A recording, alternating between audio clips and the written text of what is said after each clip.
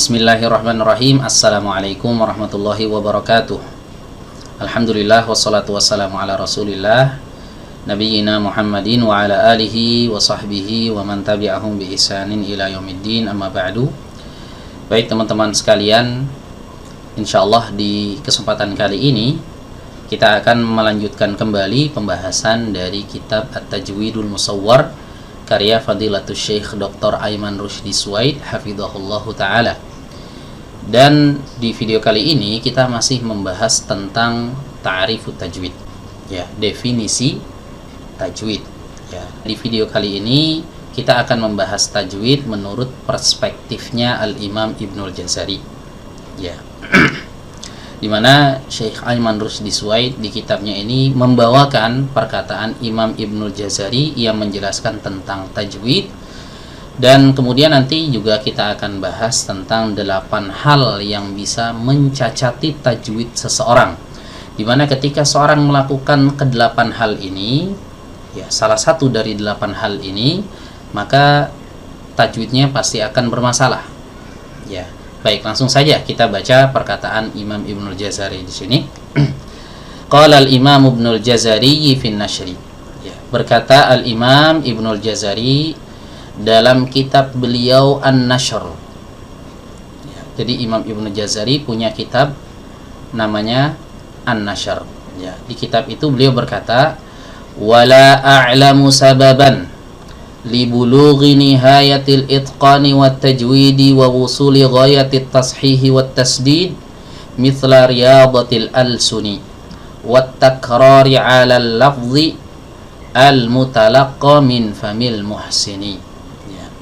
Kata Imam Ibnul Jazari, dan aku tidak mengetahui ada sebab yang bisa menyampaikan seseorang kepada puncak dari itqan dan juga tajwid, dan mengantarkan seorang kepada tujuan dari tashih, ya, tashih itu artinya koreksi bacaan, ya, dan juga tasdid, ya, perbaikan bacaan, sama, ya, melebihi riyadatil alsun, ya, seringnya seseorang melatih lidahnya, ya, dan juga mengulang-ulang lafadz yang telah ditalaki dari mulut seorang guru yang muhsin, ya, guru yang telah bagus bacaannya, guru yang mumpuni.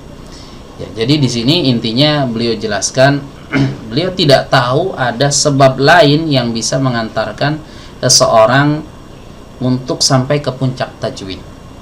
Ya, tidak tahu ada sebab lain kecuali dua ini. Ya, yang pertama adalah seringnya seseorang mengulang-ulang, ya, melatih lidahnya itu untuk melafadzkan, ya, Al-Quranul Karim, ya, baik itu dari sisi makhrajnya maupun dari sisi sifat hurufnya, ya, itu nggak bisa instan teman-teman, ya, harus sering diulang-ulang, harus sering dipraktekkan, ya. Kita misalnya sekarang nih nggak bisa dapat huruf ra atau huruf sad, huruf dad, ya, di awal pertama tuh berat, tapi seringnya kita berlatih, insya Allah kita akan dapat, ya. Jadi sebab untuk bisa sampai ke puncak tajwid ini, kata beliau, satu adalah seringnya seorang itu mengulang-ulang latihan, ya, lidahnya ini, ya, dilatih. Ini yang pertama. Yang kedua adalah bertalaki di depan guru, ya, harus talaki. Jadi nggak bisa kita otodidak, tapi harus di bawah pengawasan guru, ya, guru yang menentukan apakah ini sudah benar, apakah masih salah, ya, itu guru yang bisa mengoreksi kita, ya. Kalau kita latihan sendiri rasanya udah bener aja, tapi ketika kita bertalaki di depan guru banyak koreksi biasanya tuh. Nah, itulah pentingnya kita belajar Al-Quran melalui guru, ya. Baik.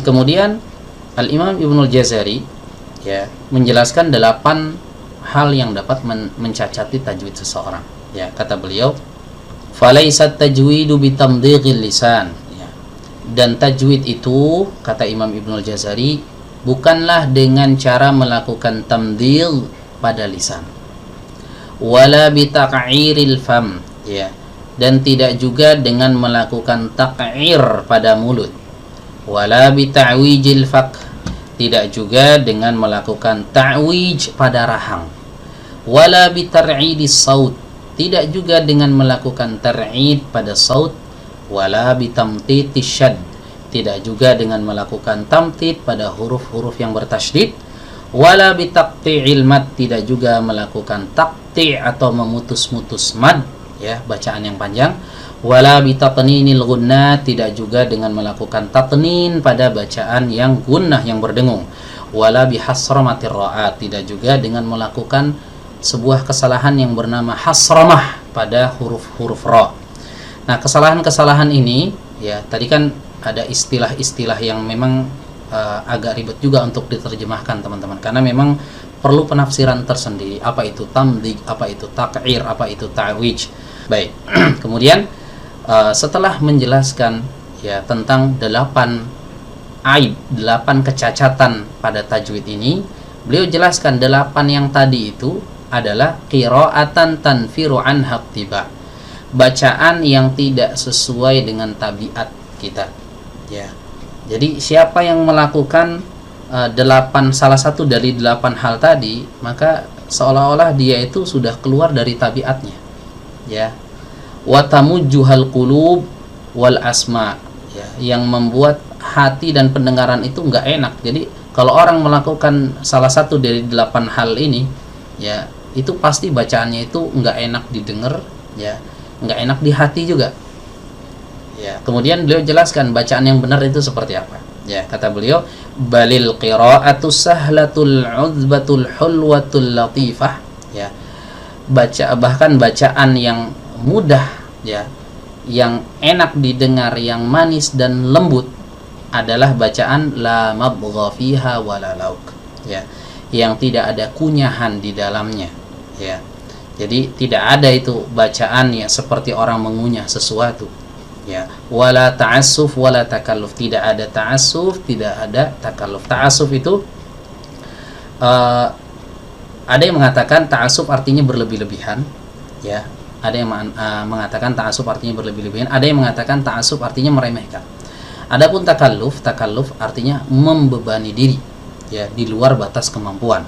Wala tasannu' wala tanattu', ya, tidak juga bacaan yang bagus itu tidak ada tasannu' di dalamnya. Tasannu' itu artinya seorang itu membuat-buat, memfasih-fasihkan suaranya, maksudnya untuk fasih tapi malah keluar dari tajwid, gitu, ya, malah tidak sesuai dengan tajwid. Wala tanattu', tidak juga dengan berlebih-lebihan, sama. Tanattu' itu membebani diri berlebih-lebihan, sama, ya. Wala takhruju an tiba'il arab wa kalamil fusaha, ya, tidak keluar dari tabiatnya orang-orang Arab dan ucapan-ucapan yang fasih. Biwajhin min wujuhil qiraati wal ada, ya, dengan variasi dari variasi-variasi qiraat dan juga al ada, praktek bacaan. Nah, inilah dia, teman-teman semuanya,